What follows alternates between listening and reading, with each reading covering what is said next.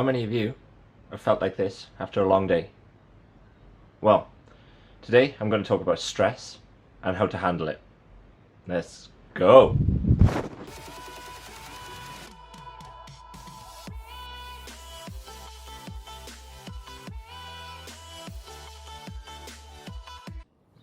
Hey, welcome back to my channel. We're going to talk about stress and how we can handle it a little bit better. But firstly, I'm going to talk about caterpillars and butterflies. And you're probably thinking, what? But yeah.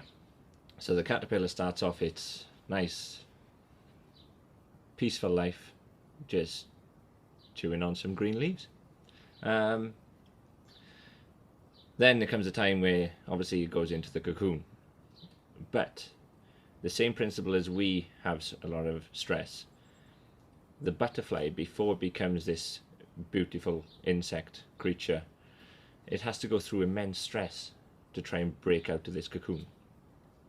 So there's nothing more rewarding than for the butterfly to come out of this cocoon and become this magical insect, the captivating insect that it is. But initially, the butterfly probably can't break the cocoon for a multiple of days. But the butterfly inside the cocoon keeps fighting and fighting and fighting, and then obviously the end result is becoming the butterfly and becoming free. The same concept applies to us humans, where when we're so stressed and we feel like everything is locking us in, we don't necessarily fight all the time.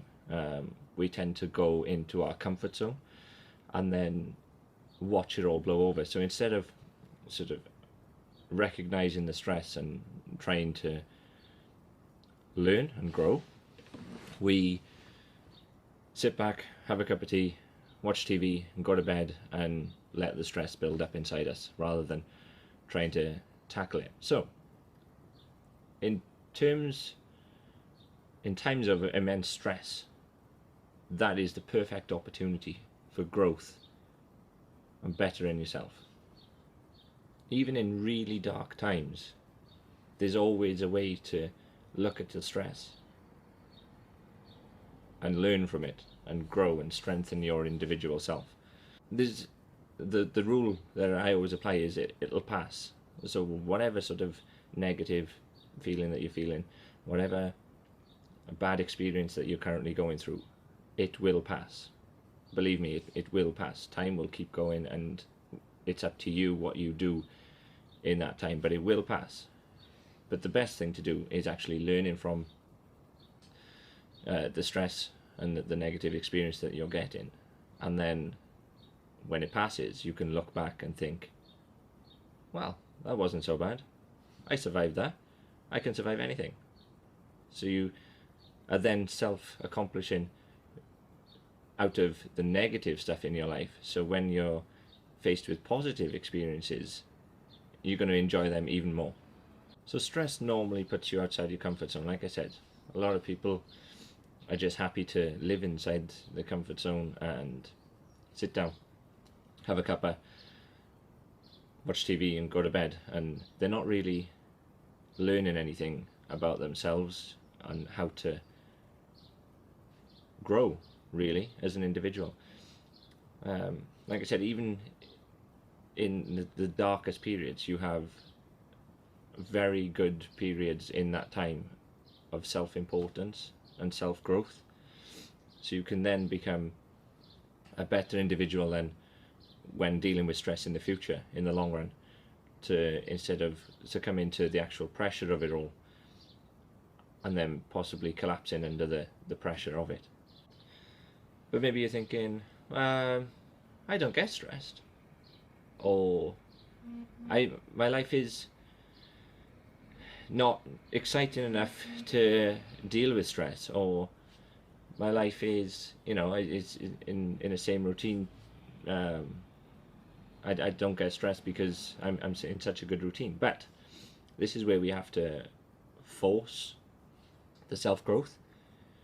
like, even if you're not a stressful person, there's always still ways to grow.